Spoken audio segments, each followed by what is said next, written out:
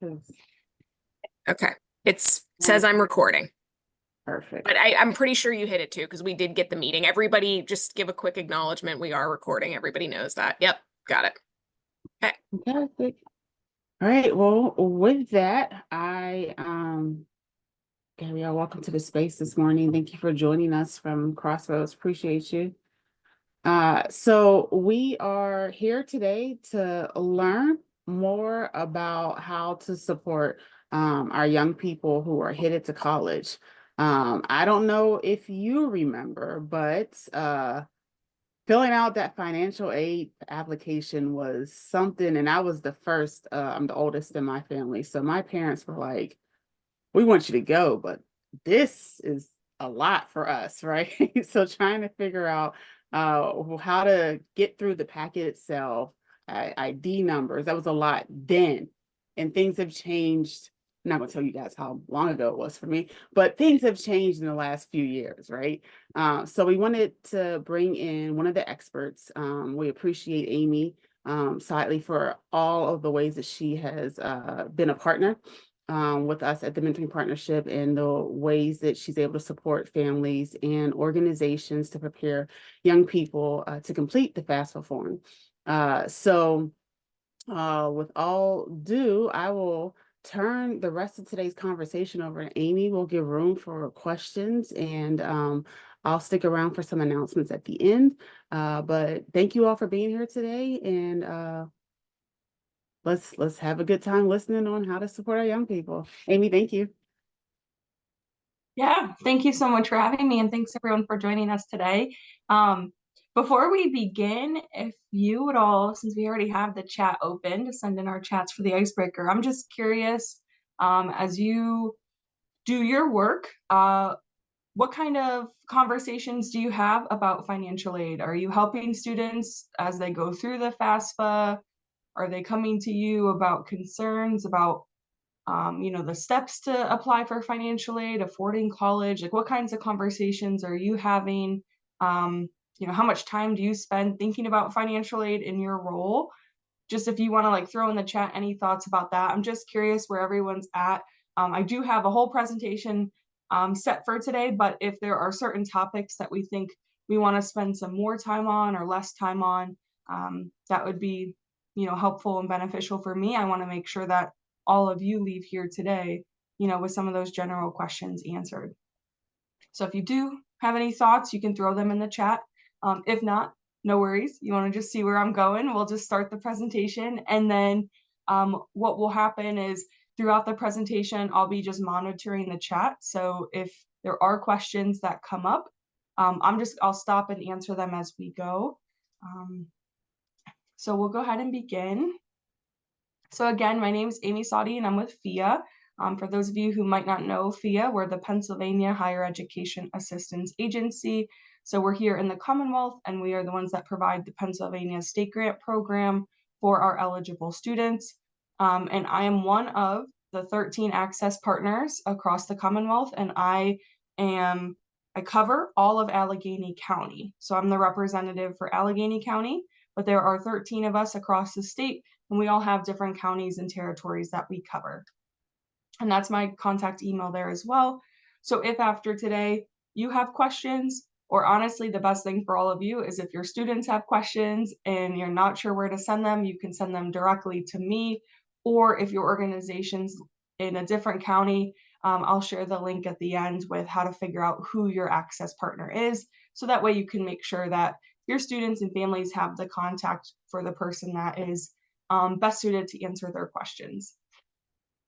So just to begin the presentation, in general, I really like to stress the importance of completing the FAFSA application. So the FAFSA application, this is something that would be done by seniors right now in high school. So our seniors who are going on to college or any type of post-secondary education next year, we really want to encourage them to get the FAFSA application submitted, as well as our returning college students.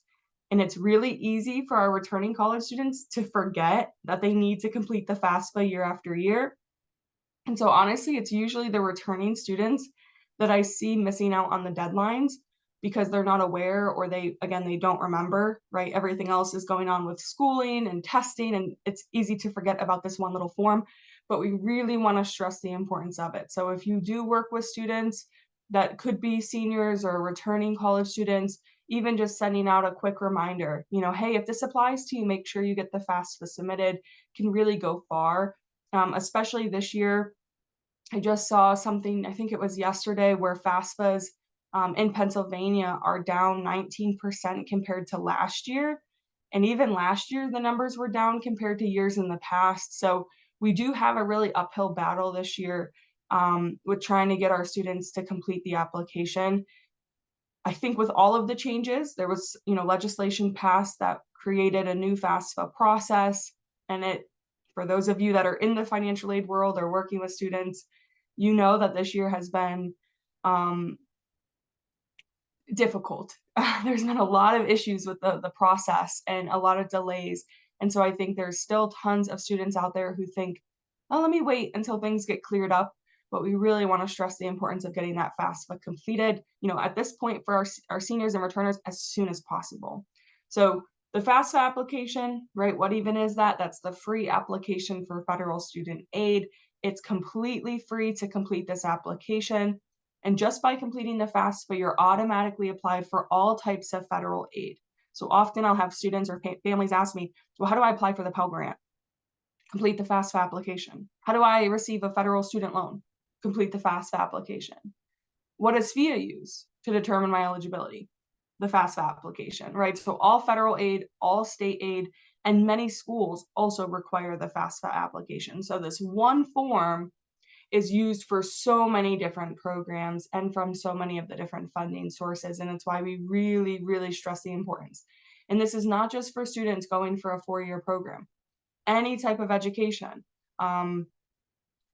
any school that receives Title IV funding, federal funding, is using the FAFSA information. So even our beauty schools, our trade technical schools, hospital schools of nursing, any school, right, that's Title IV eligible uses the FAFSA application. So we really want to stress the importance of completing that form. So when can you apply? Well, typically it opens up every year in October, but as I said, this year with the changes, one of the biggest delays was that it really wasn't available until December 31st. And even the first week or two it opened, it wasn't working for everyone. There were hours where it would be turned off. So it was a really hectic start of the year for all of our students. And that's why so many of them are still catching up and realizing like this is the time to fill out the form. Now the FAFSA was delayed this year. They have said that hopefully it will be available October 1, but honestly, we haven't received confirmation of that. So I'm going to put a little asterisk. I have a little asterisk there that hopefully, that's what I'm telling families until I hear otherwise. We're going to say hopefully it's October 1, but who knows? Unfortunately, I don't work with FSA, so I have no idea what their plans are, but I really am hoping we go back to October 1 for our students and continue on to that timeline. So I know Sophia had mentioned the pins that you had used in the past, and that was always a headache for families when you would try to do the FAFSA application, you needed to receive a pin. That process is a little bit different now. Instead of a PIN, you actually create a federal student account. It used to be called your FSA ID account, and I still slip up and I call it an FSA ID account instead of an FSA account, but who cares? Whatever you call it. It's basically the account that you use to access the FAFSA form online. And the biggest thing with the FSA account that we need students to realize is this is linked to you as an individual. So this account is going to follow you through your years. So it is linked to your social security number. It's linked to your date of birth. It's linked to your legal name. Oftentimes I see students trying to create this account and they're using a shortened name or a nickname instead of their actual legal name. But this is a legal account. It is verified by the Social Security Administration. We really need students to, when they're creating the account, make sure they're using the correct name, the correct social. When I'm helping students and they're like, I think this is what my social is, and they're typing, I'm like, no. If you aren't for sure, we're not going to create the account today because it can really cause a headache if you've entered something incorrect and trying to update that later on. Okay, so in addition though to the student who needs the FSA ID account. For our dependent students, and I'll define who that is later on, our dependent students are also required to have at least one parent filling out the FAFSA form, and that parent needs to also create an FSA ID account. So you'll have the student account, and then separately you'll have a parent account. Again, it's linked to the parent's name, social, date of birth, etc. So it's the parent's account. It's for them if they're going to school, if they're filling out the FAFSA for multiple children. Some of our parents created an account maybe like 8 years ago and kind of forgot about it. And now the stress is getting back into that account because maybe their phone numbers have changed or their email addresses have changed and they can't remember the challenge questions they set up.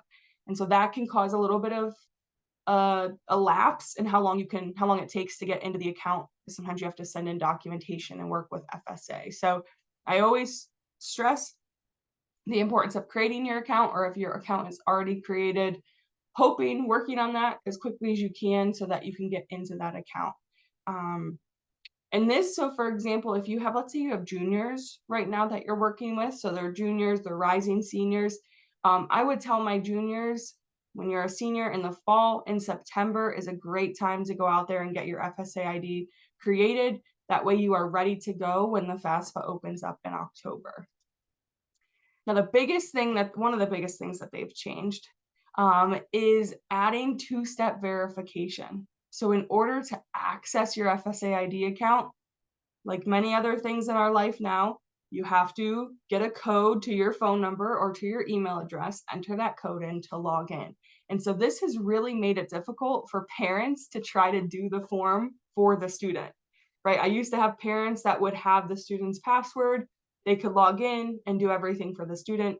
And now they've made it pretty near impossible because you need that student at least to be able to get the code, send it to you, and you put that in to be able to log in for our students. So it has kind of made the process a little bit more difficult. We really do need individuals to be accessing their accounts and utilizing that two-step verification. I did see a question about a student who's not living with a parent or legal guardian. I'm going to talk about those situations throughout the presentation because I know we have plenty of students that are in that situation, and that can cause the FAFSA to be even more difficult of a process. So I definitely will spend some time talking about our students in those situations. So for a normal dependent student that has a parent or two parents in the household, like I said, they are going to have to list parent information. FAFSA is now calling parents contributors. Also, like if an independent student is married, their spouse can also be called a contributor. So they created this term that encompasses the student's spouse if they're married, and the parents if they're dependent. Basically, a contributor is someone who has to list information on the FAFSA form. So for a dependent student, they will have to invite a parent to contribute their information. It does not mean that the parent has to contribute financially towards financial aid. And I really like to stress that because I'm sure if you guys are working with families, you've heard of that parent who's like, well, I don't want to help. I don't want to pay anything towards their education, so I'm not filling out the form. Filling out the FAFSA form does not legally obligate them at all to pay towards financial aid.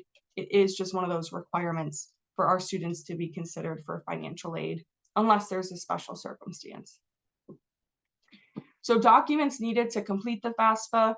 This is just a little handout. I usually have it printed, or if I'm doing a FAFSA event, I'll have this out or sent to parents so that they know what they're going to need in order to sit down and do the FAFSA form. So I do like to have this just on hand in case you run into questions. I did see a question, won't their income be considered though? Yes, so if a student is dependent and they don't have a special circumstance, the parent's information will be considered.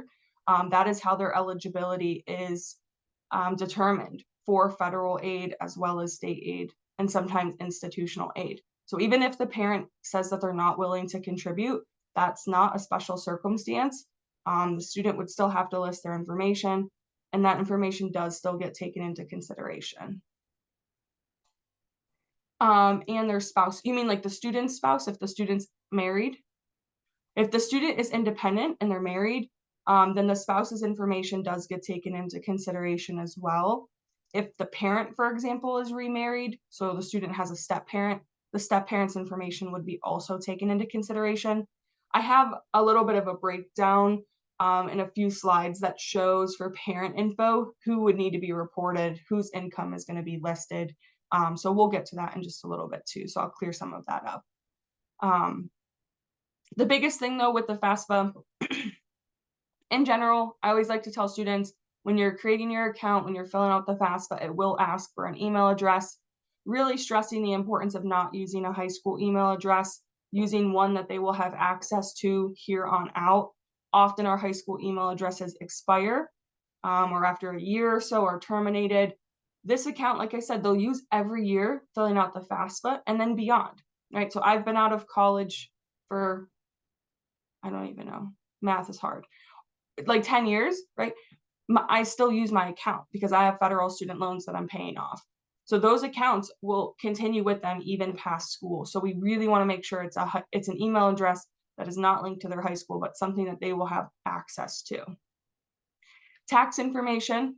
So the FAFSA goes back and it asks about prior tax year information. So I just like to say have on hand or at least know where your tax information is. That includes your tax returns if you filed and your W-2 forms. So prior year, for example, so for all of our seniors right now who are doing the FAFSA, it's asking about 2022 tax information. So that's why it's going back 2 years.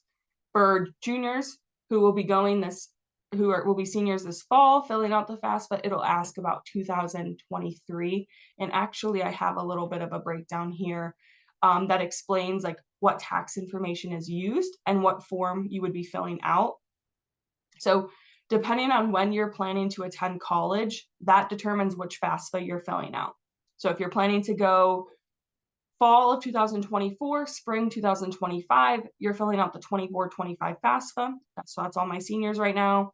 And that would be using 2022 tax info. Okay, for juniors who will be seniors, they'll fill out the 25-26 FAFSA, and that's going to utilize 23 tax information. And it just, each year, you just increase those numbers by 1, and then you'll know exactly which form. So this is sometimes helpful too to have on hand in case students are like, well, the FAFSA is asking about 2021 information. And I'm like, oh, well, then you're doing the 23-24, you're doing the wrong form, right? So I can make sure that they're filling out the correct form based on the information it's asking for. So the FAFSA, you would do this completely online. I always recommend an online application. I will tell you there is a paper form. It's a fillable PDF. If a student does need to do the fillable PDF, we encourage them to type onto the fillable form, like fill it out on your computer, and then print it off, sign it, and send it in. There's very rare cases where printing a form would make sense because for right now, although the electronic applications are processed, I still haven't heard that they've even begun processing paper applications. So that means for seniors that in January who submitted a paper application, it still might not even be processed yet, right? And we're already into April. So we really stress the importance of the online form. But if there's some type of circumstance that's really preventing the online form, then we do have the paper application as a backup. So all I'm going to talk about really is the electronic form, but the paper form is very similar if you look at it. But so the online form, we really encourage the student to start the process. So I always encourage that the student is the one to first log in and access the FAFSA form. There are 5 steps, basically, 5 sections that the student will go through. Now this, I will tell you, has really sped up the process compared to years in the past. I've seen students, I actually helped a student yesterday with the form. We probably got through her section within 10 to 15 minutes. So in the past, right, I know folks would tell students like, oh, the FAFSA process probably takes about an hour.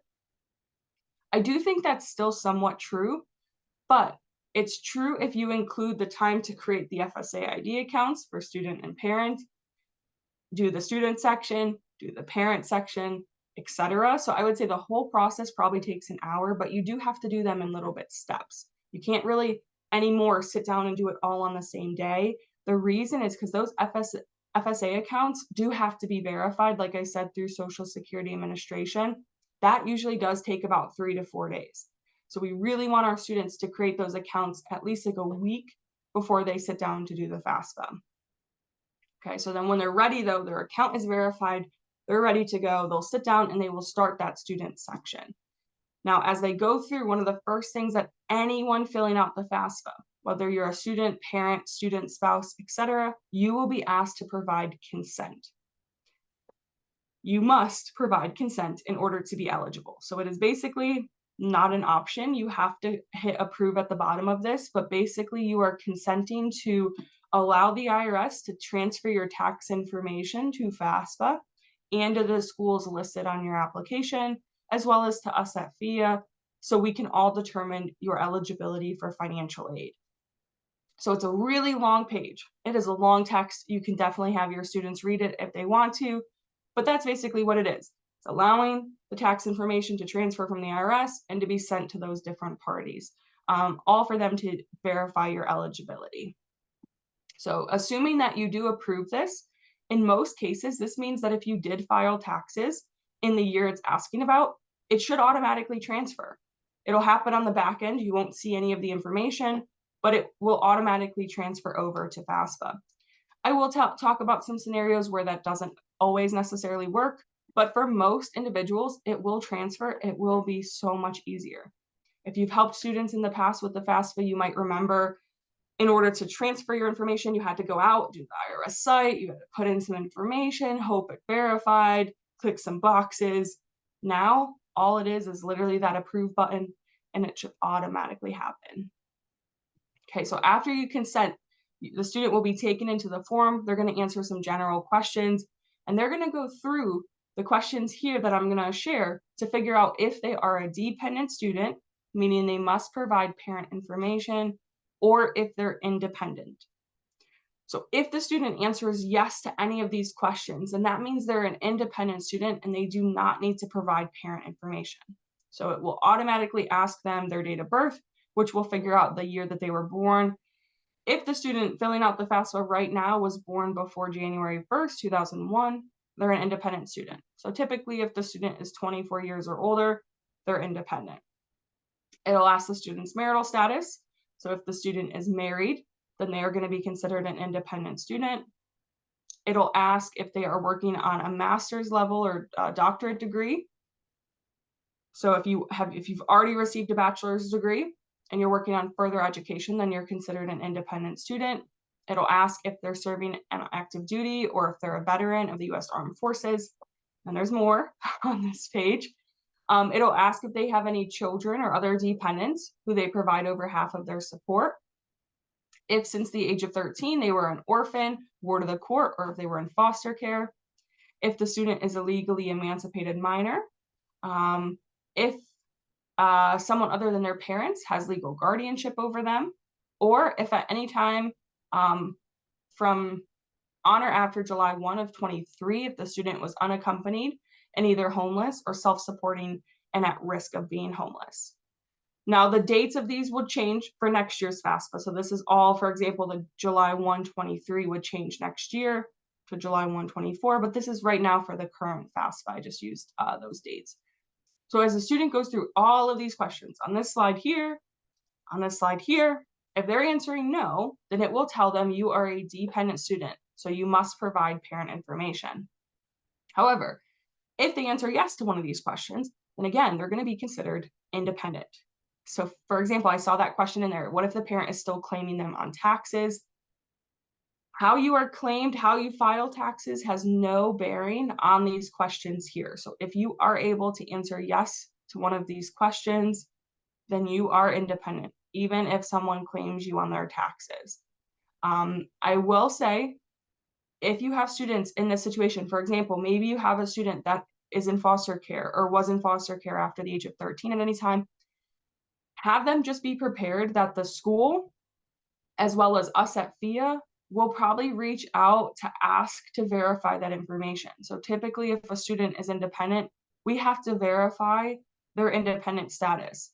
So we might ask for some type of documentation, or we might ask for a letter from the school, for example, to show that they are homeless or that they were deemed homeless by the school district. Right? We might need that proof So we want students just to be aware that, yes, when you're doing the FAFSA, if it tells you you're independent, you'll skip all the parent stuff, but that might not be the whole process, right? You might still have to submit some additional verification.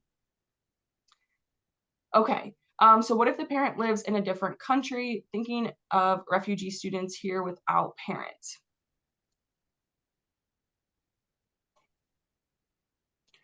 These situations, our refugee situations, are probably, I would say, the toughest that we deal with, because I know in some situations where I have students here in the States and maybe a parent is in a different country, the parent is sometimes still sending support, still providing support for the student, which would really, in FAFSA's eyes, still make them dependent. But having the parent actually do the form or sign off on the form, right? If they can't access, studentaid.gov, if they can't create the account, can be really difficult. So I will talk about there is a special circumstance situation where if a student is in an unusual circumstance where they are unable to provide parent information, there's something that they can do. I think that's in a few more slides, but I will talk about those refugee students. Now, I will say the unusual circumstance is really if a parent cannot fill out the form for a certain reason, and there's still a whole verification process for that as well. But if the student, for example, is able to fill out the form, or maybe the parent is also here with the student and they're able to do the form, then they would still be considered dependent. But I'll show you just in a few slides about those unusual circumstances and what that process would look like. But what I wanted to just jump into quick first is for a dependent student, right? So for a student that is dependent, does not have an unusual circumstance, the FAFSA will ask them to tell us about your parents. So there's going to be a few questions that they're going to have to answer because the FAFSA wants to figure out whose information needs to be on the FAFSA. It's not always clear and cut. So this is supposed to help the student determine which parent needs to be reported. I will say the way that they ask some of these questions is a bit confusing in different situations, but it's helping. We're getting there. It's not perfect. The system's not perfect, but I do think it's getting a little bit better. Now, the biggest thing is that for like divorced or separated situations, it is not necessarily the parent that the student lives with. Okay. So in the past, it used to be, who do you live with the most? And that would be the parent on the FAFSA. That is not the case anymore. It does not have to be the parent you live with. It is based on the parent that provided more financial support over the past 12 months. So that is one of the biggest changes to FAFSA simplification, is it no longer matters who you live with, but instead it's who provided more financial support over the past 12 months. Now here's my little chart breakdown. Hopefully you can zoom in if you can't see. And again, I'll make sure we get these presentation slides sent out to all of you so you'll have a copy of this. So if you can't see it, no worries, you'll get this. But basically the first question the parent wizard is going to ask is, are your parents married? If the student answers yes, then it's going to have them report both parents' information on the form. So you'll have to list both parents' name, date of birth, social security number, etc., and it will ask for income for both parents. If you answer no, then it will ask, do your parents live together? If you answer yes, so for example, your parents are unmarried, but they live together, then again, you would report both parents' information on the form. If you put no, so your parents do not live together, then it's going to say, does one parent provide more financial support for you? Whichever parent provided the most financial support is the parent whose information needs to be reported on the form. Okay. However, if that parent is remarried, you would need to include their spouse's information. So for example, if I'm a student, my parents are divorced, let's say my mom provided more financial support, then I would be listing my mom on the FAFSA. But if my mom is remarried, as of the day I'm filing the FAFSA, then I do need to include my step-parents' information. So it would be my mom and my step-parent would both be listed on the FAFSA form, and it would look at both of their incomes, both of their assets. Okay. If mom is not remarried, it's just mom and me in the house, or mom, me, and other children, then it's just mom's information that's listed on the form. So the student will be asked to invite the parents or parents to contribute to the form. So they have the ability to invite one. They're required to invite one, but if they would like to, if there's 2 parents in the house, they can invite both parents if they would like. Okay, let me double check. I think I have a slide. I might not actually have that slide. Okay, so what I wanted to mention here is that there could be a situation in which both parents need to fill out a form. So, okay, so let's say parents are married and they filed a joint tax return in the year that it's asking about. So for right now, let's say they filed a joint 22 tax return. Only one parent needs the FSA account. That is the parent who will access the form. They will answer the questions. They will list their spouse's information, tax information, hopefully will pull over, and they will submit it. You will be done. However, if parents, let's say, are married, but they filed married filing separate, right? So they filed a separate tax return. Then both parents need to create their own separate FSA account. Both of them will have to go out there and fill out a parent form. And you might be like, wow, why? Like, that's so many extra steps. The reason is because of that consent button. Both parents basically have to consent to allow the IRS to transfer their tax returns since they filed separately and have that be sent into FAFSA. So if parents filed separate tax returns, or one parent filed taxes, one did not, or neither filed taxes, for example, both of them then would have to create an FSA account. Both would have to go out there. They're going to provide that consent, list any of their information, and then hit submit. Yeah, tax-wise, so if parents don't file taxes, that's totally okay. They will select that they don't file on the FAFSA and they will skip all of the tax questions. But that's where sometimes it gets tricky. Like if we have a household with 2 parents and neither filed taxes, then both of them need their own separate FSA account. Both are going to have to create an account. The biggest thing too, when you create an account, you have to use a unique email address, a unique phone number. So I've had cases where I have 2 parents in the house, they use the same email address. Well, only one of them can use it when creating the FSA ID. And then I usually have to help the parent set up a new account, a new email, so that the other one can use that. Also, too, with mobile phones, right? Not all the time do we have a student having their own phone and parents each having their own mobile phone. So sometimes that gets tricky because like they each need their own separate mobile phone, their own separate email address to set up the account and then go out there and access the form. When you provide consent for the IRS, you're also providing consent that they will share verification that you did not file taxes. So the IRS can view that you didn't file and they can send that verification to the schools. In the past, if you've helped students, you might remember they used to have to call the IRS and have them mail them a form that showed that they didn't file taxes. So when I worked in financial aid in an aid office, we would have to have the parent call in, request verification that they didn't file. It would take 2 weeks to get mailed to them, and then they would have to send that to me. And I would need that on file for my non-filers. Now we don't have to do that. The IRS can send that on the back end. So that's why you still have to approve consent, even if you didn't file taxes, because it does send verification that you didn't file. So it cleans up some of the work that parents would have to do after the fact. I hope that helped answer your questions. Keep coming if you have more. Don't worry. I know this is a lot of information. One of the last things that the student is going to have to do is they're going to have to select the school or schools that they're interested in. This is any school that they are considering. Biggest thing I want to recommend, we want our students to consider more than one school. I don't know why this year it seems like I've talked to tons of students who have only thought about and are only applying to one school. So many of them back in January were like, well, I already know what school I'm going to. And I'm like, how? You don't even know what it costs. You don't know what financial aid you're eligible for. You don't know what scholarships they can offer.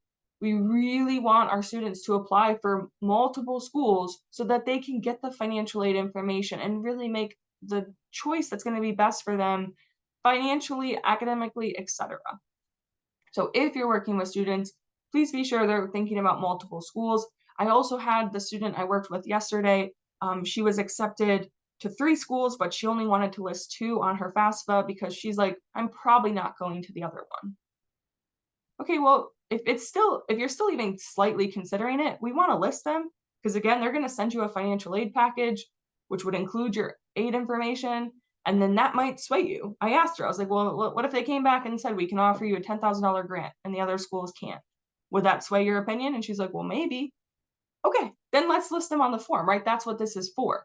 So any school, even if they haven't applied yet, right? So you might be helping juniors in October do the FAFSA. They might not have applied to any school yet. So anyone they're considering, oh, are you thinking about it? Sure, let's list them, okay? If you do submit this and they forgot about a school, or later there's a school they want to add, they can do that. I can always go back and update this form, but it's good just to list them up front, because again, it saves work that you would have to do later on and to remember to go and update that. Okay, so after the student, that is the whole student section, basically. There's some other little questions that I didn't add, but it's pretty quick. Like I said, it can take maybe 10, 15 minutes for a student to do. They will then get to the end, hit submit. If they're dependent, it will tell them, like it does here, you're almost there. You're not done yet. Your parent still needs to fill out their parent part, but then the student is done. Now, the parent section for a dependent student is so quick. I would say probably less than 10 minutes, assuming the tax information transfers, which for a majority of them, it will. But the parent will go through, they will log into their account. The invitation will be there. They'll be able to see like, hey, your student so-and-so invited you to the FAFSA form. Click here to accept. They'll accept, they'll get into the form. And there's really only 2 sections that they have to fill out: parent demographics, financials, and then signing. So it's very quick for our parents to go through the process. If, for example, parents filed separately and both have to do this process, it's even shorter for the second parent that goes through. The second parent, it will take 3 minutes for them to do. But it's just something you don't want to forget, because again, they do still have to go out there and do that process. Okay. So one thing I do want to just mention, one of the important changes to 24-25 that was added in addition to some of the other things I've mentioned, when it does ask about asset information, so it will ask this of the student, and then separately it will ask the parent assets. One of the biggest changes is that there is now a question that asks about the small business values and farm values. In the past, it asked this, but it was only if you have a business or a farm that has more than 99 employees. Now it's for any small business, any farm, the value does get taken into consideration of the student and family's assets. So this is a huge change. I honestly thought this would be more of an issue. I thought I would receive more phone calls, more emails about this, and honestly, I haven't. So I don't know if parents are seeing it or just putting zeros or what. But technically, if you have a small business, it is supposed to be the net value of that business is supposed to be reported. There's been so much pushback in the financial aid world about this that I'm curious about what the future of this question is. I know at the point where there was all the pushback, it was too late to change anything for this form. Curious to see if this will continue, if this will still be something that they ask in the future. I know for other areas outside of Allegheny County, farm value could be a huge, huge difference, right, for our students. So definitely interested to see what happens with those questions in the future. Okay, I realized here I didn't put the information about the consent. The biggest thing I wanted to mention is how I said it doesn't work in all situations. So for example, one parent I was talking to this week, his wife passed away last fall.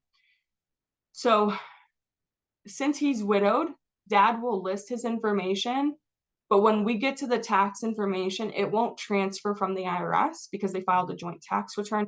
Instead, he will have to go through with his tax return and manually enter his tax questions and pulling out just his portion of income, of adjusted gross income, of taxes paid, etc. Situations, for example, you filed a joint tax return in 2022, you were married, now you're divorced, right? In that situation, again, it won't be able to transfer. You're going to have to manually enter just your portion of the 22 income. Those situations are so tricky. I have no clue how FAFSA thinks that parents could get through that on their own. So what I would recommend is, again, if your students are in Allegheny County, you send them to me. If not, again, I'll share the other access partners information. send them to an access partner. That's probably one of my most popular appointments, is with those specific families where we have to pull out that income information. I would never expect a family could do that on their own. That's what I'm here for. For a normal student, dependent, maybe two parents filed joint, honestly, most case, they can get through it on their own. I did a lot of FAFSA in-person workshops this year. So many of my families didn't even once have a question for me, right? They would just kind of get through it. They'd be like, wow, that was really quick and easy. Am I really done? And I'm like, yep, you're done. So I do think the process has gotten a lot easier. Of course, there's been so many hiccups this year, but I do think it is overall a generally more easier process, but there are still situations in which it's very important that your families are reaching out directly to me. So definitely save my contact information. Feel free to pass that along to anyone that runs into those types of questions. Okay, so in addition to the FAFSA, we also encourage our students to complete the Pennsylvania State Grant Form. This is for first-time applicants only. So the first time you're doing the FAFSA, you'll complete the State Grant Form. You won't need to do it again after that. Okay. In addition to the FAFSA making all of their changes, FAFSA also decided, and this was a while ago that it was decided, but that we would be updating our entire system. Now we are going to a better system. It should be a lot easier for our students. But that being said, we are right now in the midst of transitioning to that new system. It is not fully up and running. So right now, our students are not able to complete the Pennsylvania State Grant Form. So if you have any seniors out there, they're probably like, well, I haven't even done that yet. And that's okay. There is no deadline to complete the Pennsylvania State Grant Form. FAFSA, we do have a deadline of May 1st, and I have that on a slide I'll share you, of May 1st for students going to a four-year school or a returning college student. That May 1st deadline is just to complete the FAFSA application. So you must complete your FAFSA by May 1st for eligibility. The state grant form can be completed at any time. So what we've been told is that once our system's up and running, probably within the next few weeks, we're going to be sending emails out to students. As long as we've received your FAFSA, we know that they're a PA resident, we're going to send them an email. We're going to say, hey, here's your instructions to set up an account called a Grant Us account, which will allow you to do the Pennsylvania State Grant Form. So there will be a link with instructions. They'll click on the link. They will set up their account. Once their account is created, they'll be able to complete the PA State Grant Form. Okay. Again, no rush. They can do this at any time. And I have questions, like I'm getting constantly questions about like, oops, whoa, I scrolled and that went crazy. I've been getting questions about, oh, well, how are we going to know what we're eligible for state grant wise if we haven't done the state grant form? You'll know your state grant eligibility from your school. So our post-secondary schools, when they send out a financial aid notice, which I'll talk about, that would include state grant eligibility. Even if you haven't done the state grant form, they can still determine your Pennsylvania state grant eligibility, because we really are using the FAFSA information to determine that eligibility. The state grant form is very quick and easy. It won't take you more than a few minutes to do, and there's not really any financial questions. It's not like the FAFSA, and that's why it's just a one-time form. Okay. In addition to the state grant form, FAFSA, there could be one more form a student needs to complete. This is called the CSS profile. It's through the College Board. It's required at some institutions in order for them to award their need-based aid or institutional aid. It's used in addition to the FAFSA. It doesn't replace the FAFSA. So this is just one more thing. Just always, I have my students check. There's not a lot of schools in PA that require it or that use it, maybe like 10 schools across the state. So I always just encourage students to check. If you go to the CSS profile, the link at the top, you can see a list of all of the schools that require the profile to see if it's something you need to do. Okay, so you file the FAFSA. Then you will be able to view, once it's processed, your FAFSA submission summary. For those organizations that used to require a student aid report, so if you have a scholarship program and you used to require a student aid report, that is now called a FAFSA summary submission. No, I think that's typed wrong. I think it's FAFSA submission summary. Either way, it's called the FSS now. And that's just your overview of your FAFSA information. It's what used to be called your student aid report. Now, in addition to that name change, there's also another name change.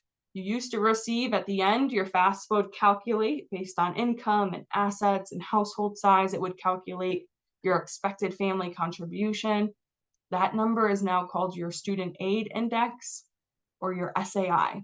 SAI remains the same no matter where you go to school. It's primarily income driven, but this does help a school figure out what federal aid you're eligible for.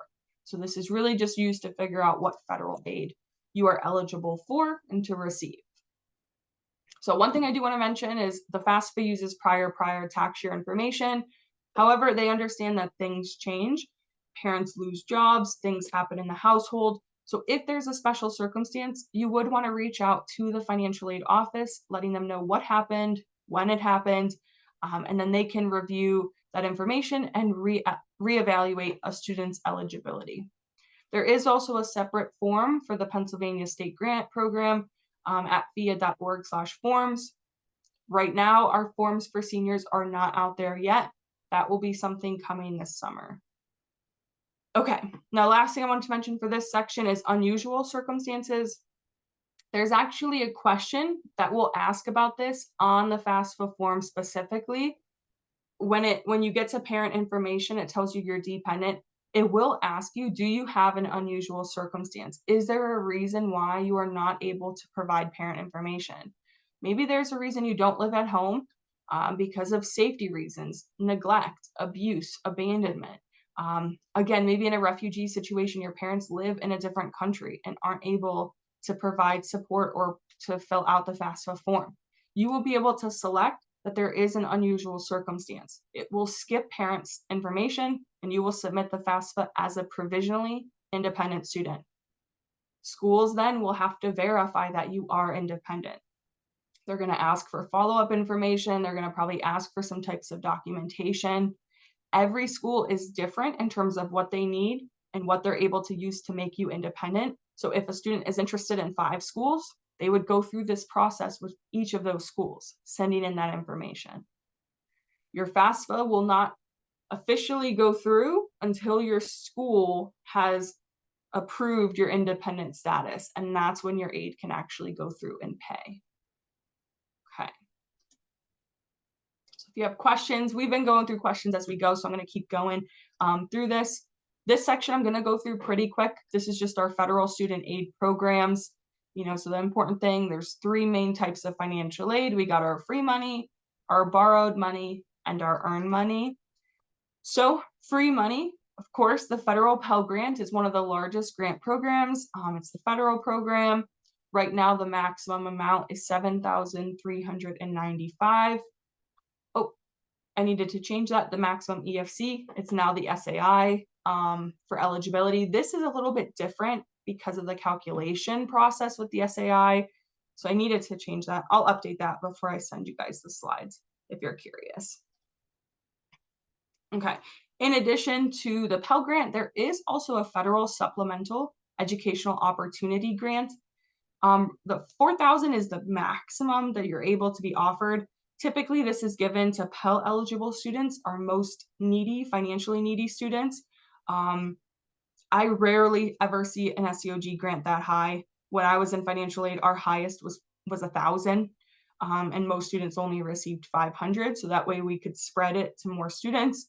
But every school is a little bit different because they all receive slightly different amounts of this grant. And then federal work study. So if a student is eligible for work study, they would be notified on their financial aid notification. This just means that they're eligible to apply for a position. Positions are not guaranteed. You have to apply, go through an interview process, but then if you're selected for a work study position and you begin working, you'll earn a paycheck every week or every 2 weeks for the hours you work. The cool thing about this is that earnings do not count as income on subsequent FAFSAs. So earning work study funds would not reduce financial aid eligibility later on. So it would have no impact on your aid eligibility. So we really stress the importance if you are eligible for work study and you want to work, make sure you're applying for jobs. They're usually very competitive. Now with borrowed money, of course, federal direct student loans, there's subsidized loans, which are need-based loans, where the government actually pays the interest on the loan. And then there's unsubsidized loans. These are non-need based. Any student can qualify if you are a US citizen or an eligible non-citizen. And there's no, for either of these loans, there's no credit check, there's no cosigners required, no payments required while the student's in school. Right now, the interest rate on these loans is 5.5%, but this interest rate usually changes every year and it changes in July. So it will probably be a different rate for our seniors who will be starting this fall. But how much can you borrow? This is a shock to students. This is something I really like to push home, is that you probably can't borrow as much as you think.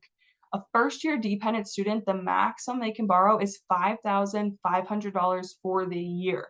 That is the total amount that a dependent student can borrow that first year, $5,500. When we look at some of the costs of these post-secondary institutions, that's not even covering a semester, right? Not even covering half of a semester's cost. So it's really important to stress the importance of applying for all types of aid. And that's why I really think it's so crucial that our students apply for scholarship opportunities, because these loans don't go that far. When it comes to borrowing more loans for education beyond this, you would need a parent or someone who'd be willing to co-sign or borrow the loan. Our students cannot borrow a private loan on their own because it looks at their debt to income ratio, looks at their credit score. So unless they have a great credit score and they're maybe working full time and they can show that they can pay back that loan, most of our lenders are not going to borrow to a student without a cosigner. So this $5,500 loan only goes so far. Like I said, if you did need more loans, there is one option, the Direct Parent Plus loans. This is a loan that would be specifically in the parent's name. It's in the parent's name for the life of the loan. And there's, a little bit of a credit check process as well. Currently, the plus loan interest rate is 8.05%.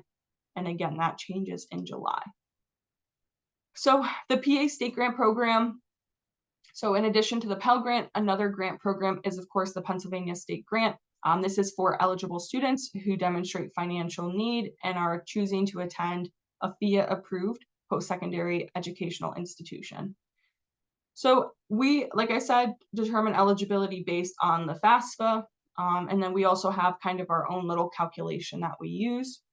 Most schools in Pennsylvania participate in our PA State Grant Program that are 2-year and 4-year programs, as well as many of our business trade technical schools or hospital schools of nursing, if they offer at least a program of at least 2 academic years in length.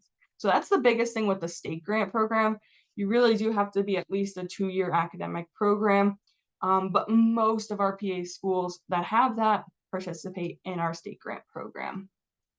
As I mentioned, our state grant deadline is May 1st for all renewal applicants and all new applicants who are planning to enroll in a degree program or college transferable program. So May 1, that is coming very quick, right? That is it's almost May 1 already, which is crazy. So we really want to push home to students to get your FAFSA application completed. If you have not already, we need to make sure your FAFSA is completed. August 1 is our deadline for any non-renewal applicants who are going for a business trade technical school, hospital school of nursing, community college, etc. So for those students, they do have a little bit more time to get the FAFSA submitted. They have till August 1, but really, I'm telling all of my students, sending reminders to get the FAFSA done now. That way they don't have to wait, they don't have to delay. So again, if you have students in this age who are thinking about going to school in the fall, please make sure that they are getting that FAFSA submitted. This is just information about our current PA State Grant awards. Our maximum award amount does fluctuate a little bit based on the cost of the school. So your state grant eligibility does fluctuate a little bit, unlike the Pell Grant, which is consistent no matter where you attend school. I always get asked, well, what if you're looking to go to school out of state? We do have a reciprocal state grant program. The maximum is $600 for the year, so it's a lot less than if you stayed in state, but that's specifically for the reciprocal states of Delaware, Massachusetts, Vermont, West Virginia, DC, and Ohio. So there are a few states we work with where you can still receive a reciprocal grant of up to $600, but it's not, again, as much as if you were to stay in state. We do have some special programs. There's 2 new programs I want to make sure you are all aware of in case you have any students who would be interested. Our PA Student Teacher Support Program, this incentivizes completion at local education agencies and non-public schools that struggle to attract educators, and it's to hopefully reduce teacher shortages in PA. This is brand new. You might have seen this. I know the news kind of was pushing this when we started the program. The application for the 24-25 application is now available. So this is specifically for those that will be student teaching in the fall of 2024 or spring of 2025. We've already received more applications than we would have funding for, but we're still encouraging any student who thinks they'll be student teaching in the fall or spring to still complete the application.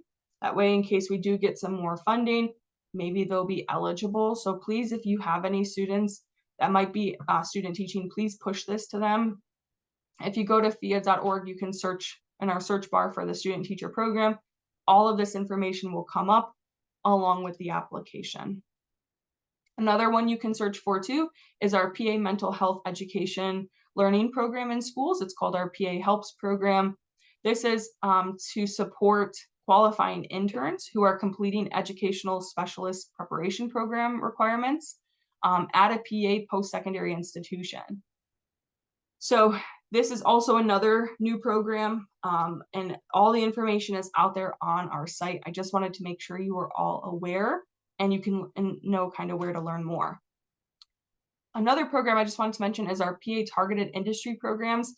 So this is specifically for programs that don't qualify for the state grant, but maybe you're going for a program that's less than 2 years in academic length. This is specifically for targeted industries at approved schools. So this includes health, energy, advanced materials, and diversified manufacturing, agriculture, and food production. So if a student is completing a program in one of those areas, it's less than 2 years in length, then they can apply for this PA TIP grant, which is another opportunity to earn some more free money. Also for our foster students, I did want to just briefly mention our PA CHAFE education program. This is specifically for students who are students aging out of the foster care program. There's some qualifications and there is a CHAFE application that would be required. The CHAFE application is also used to determine students' eligibility for our PA Fostering Independence Tuition Waiver Program. This is again for our students aging out of the foster care program. Same requirements as the CHAFE, same application as the CHAFE. It's just another opportunity to earn some additional funds. Okay, the last two I just wanted to mention is our PA Work Study Program. So this is an opportunity for all of you if you wanted to participate. What this does is for PA employers, both for profit or not-for-profit organizations, if you are employing PA residents who are enrolled in a FAFSA-approved post-secondary institution, what our state work study program does is it will match your funds or provide funds to help you employ those students. So I think, yeah, it's down there. So you could receive a reimbursement of 40 or 50% of your students' earnings. So they do have to qualify. There are some qualifications that the student would have to meet, as well as our organizations would have to meet. But if you are already employing students that are attending post-secondary institutions, or you're thinking that this could be a great opportunity and you want to learn more, you can go to our website. The information is there. You can send out an email and learn more about our PA State Work Study program. And then the other program is our PATH program, our PA Partnerships for Access to Higher Education. So this is for community organizations who are offering grants and scholarships to students. If you are already doing that, we want to thank you and we want to say, all right, we're going to look at your eligible students, the students that received your grants and scholarships. If they match our criteria, we will match your grant or your scholarship up to $3,500, and we will give the student an additional amount to match that. So this is, for example, a few of our partners are the Pittsburgh Foundation. Pittsburgh Promise is one of our scholars or our partners as well. So this is where we can match the money for students that are receiving scholarships and grants locally to give them some more funding opportunities as well. So if you already have your organization or your foundation already is offering these scholarships and grants, please definitely consider reaching out to our PATH team for more information and how we can make sure that you're listed as one of our PATH partners, and that we can get you the information about how you can send us your students so we can determine our eligibility for those funds. We do have some other PA programs as well. We don't have time to go through all of them, but I just listed them here in case you're interested to learn more. And then we do have some resources that are available to students and to all of you as well. Our FAFSA toolkits are out there on our site. We have a resource page for students and families. We have a resource page for our educators and our community organizations as well. So if you send newsletters and you need ideas, if you want, we have videos, YouTube videos that are posted with more information, 3 to 5 minutes to help students with different topics, as well as tons of brochures and handouts and packets of information, many of which are available in Spanish. And these are all free to order. So there's no cost to you. If you go to our site right on the screen, you can go to our online ordering page. We have tons of information that is all free. We're constantly updating these year after year. So if you're interested and you want some information, posters, etc., for your office, please feel free to order anything you'd like. You can also reach out to your access partner for help in ordering it if you need any help. There's more online resources too. Some of these have some great resources for our students who are interested or learning more about applying for financial aid. And I'm going to include, just in my follow-up, I'll have some more slides in here that I didn't put in because I didn't think we'd have time, that go over, looking at the cost of schools, comparing financial aid notifications, considering the cost and borrowing for education. So I'll make sure when I send out the slides that there's some more information about some of these resources in there. And then again, I just wanted to share my contact information with you all. Again, my name is Amy Sawdey. I cover all of Allegheny County, but there's 13 of us across the state if I'm not your access partner. But my contact info is here if you have any questions or follow-up. And then I forgot to put in the chat, I'll put that now, our link for who your access partner is. I thought I had that on this slide, but I guess I forgot. So I wanted to make sure, in case you're not in Allegheny County, but you want to reach out to your access partner or have the contact for your access partner, that's in the chat. So like I said, there's 13 of us across the state, and you might already know who your AP is. We call us APs. So feel free to make sure you save our contact info and share it with your students and families if they run into any questions or concerns. But that is all I had for all of you. I know this is a lot of information, and I'm told I talk very quickly. So I hope that this was helpful for all of you, and I just wanted to thank you again so much for your time and joining us today. All right, Amy, thank you. This is applause in American Sign Language. If you've never been in a training or a meeting with me, that's what that is. Thank you, Amy. Appreciate it. A lot of information, a lot of great information, by the way. I'll give room for any additional questions or thoughts if you want to put them in the chat. I know a few things that I learned and I was taking notes. In the very beginning, Amy, when you mentioned that we have to rely on the young people to go through the two-step verification and then to give us access, I was like, oh, I can already see, like, as a person who works with high school students in a coaching room where they forget their uniforms on game day, I can only imagine how much trouble that is to go through that process. So, but yeah. Yeah. It's been a nightmare this year because I've had families in the past that I would help, like every year I help with the FAFSA, and in the past we could just, me and the parent, do the whole process and they could sign off, and now they've made it pretty much impossible, so the student is, you're trying to call the student and get the code and use it. So it's been really difficult. Oh, I saw a question. So what's your workaround for individuals without their own phone number?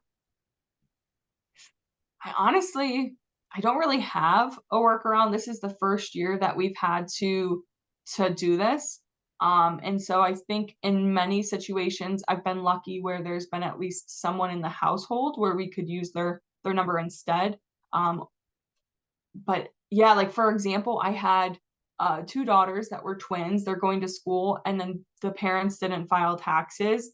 So both parents needed it, and the girls had their own, and dad had his, but mom didn't have a number. So honestly, what we ended up doing was we used a younger sibling's phone number for now.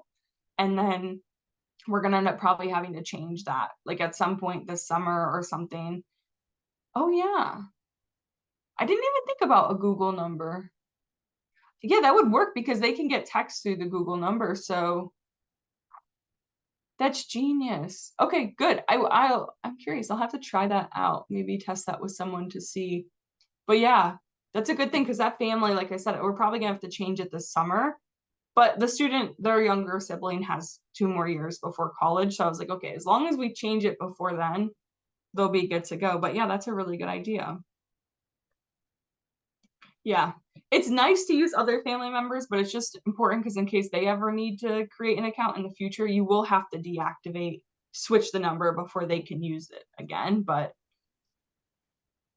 yeah, it's honestly been a headache. I think the email's more common that I see people don't have their own separate emails. Like a lot of my families just use one. But I'm like, well, do you have an iCloud? Do you have a work one? Like, you don't have to use the email for the 2-step every time. You can just use your phone number. But yeah. Yes, the Apple ID, I've used that. Yes. But yeah, if any other. Yeah, that's good stuff, Lorraine, who's joining us from Connecticut, right? So thank you for sharing that information and that aha moment, like, oh, there is another option. So appreciate it. I just want to say thank you for letting me hop on. I mean, Of course. I saw this come through my email and I was like, yes, like more FAFSA information. And then I realized you guys were all from like a different space. And I was like, well, that's fine. FAFSA is federal. Like, well, it'll apply. And a lot of it was very relatable. So thank you for letting me join your group and update my information on FAFSA. Yeah, definitely. And I'm sure I'm not super aware of Connecticut, but I'm sure they have like a organization similar to us, right? With some. We have a lot of different organizations that do similar things, but we're all kind of like siloed. It's not.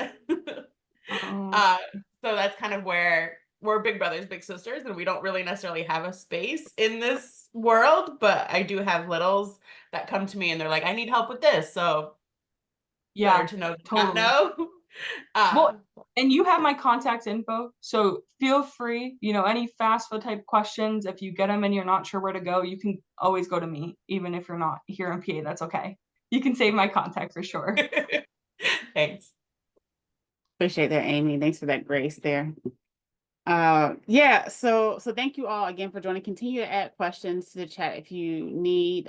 We do have this built out to be till 11 if you need it, but we don't have to take the time if we don't have any additional questions. I do want to close out with some additional thoughts. So I will actually, while you're all still here, I would like for you all to complete a survey that I am going to share. And I'll put this as part of my follow-up. So if you attended today's meeting, I will send an email with information that Amy wants me to share, slides, some of those resources that were mentioned. And I came in really long, but it's just a really quick survey, it's 6 questions. This link to this survey and then information about our next upcoming lens as well. So we have our next lens scheduled. Actually, we back-to-back months this time around. So May 10th, we are going to have a conversation from Hugh Lane Wellness. They're going to talk about SOGI and really thinking about having inclusive language. We recognize that June is Pride Month, and really thinking about how our young people may begin to have conversations, maybe asking questions. And I know that National Coming Out Month is later in the year, but they may even be thinking about coming out. So we want to make sure that we are preparing our mentors and carrying adults in those spaces for having conversations that are inclusive and are not dismissing our young people's feelings or thoughts. So that is our May 10th meeting, and more information will be shared with you all. And then the final thought that I have is we are going to be having our exciting mentoring day at the Pirates game on May 5th. So we have just a handful of tickets left. If you are on this call and you haven't already requested tickets, we would definitely like to offer our last few tickets to you all. So get in touch with our team. Anybody on our team can help you out, but Kristen is the one who is funneling all of those requests. So I'll share that as part of my follow-up as well.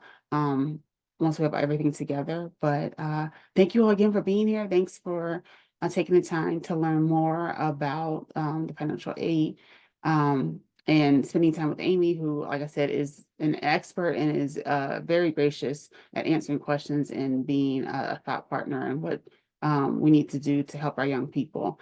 Another thing that I heard, and I'll close with this, is encouraging young people to apply to more than one school. I thought to myself, like, man, had I just put like the big wish schools on that application, who knows what else could have happened, right? So definitely encouraging young people to go after those big dreams as well as the ones that we feel are kind of guaranteed or closer opportunities for us. So with that, I'll stop talking, but thank you again for being here today. If there's any additional thoughts or questions, Amy and I can sit back for a second. Otherwise, a happy hump day, and let's enjoy the rest of this week.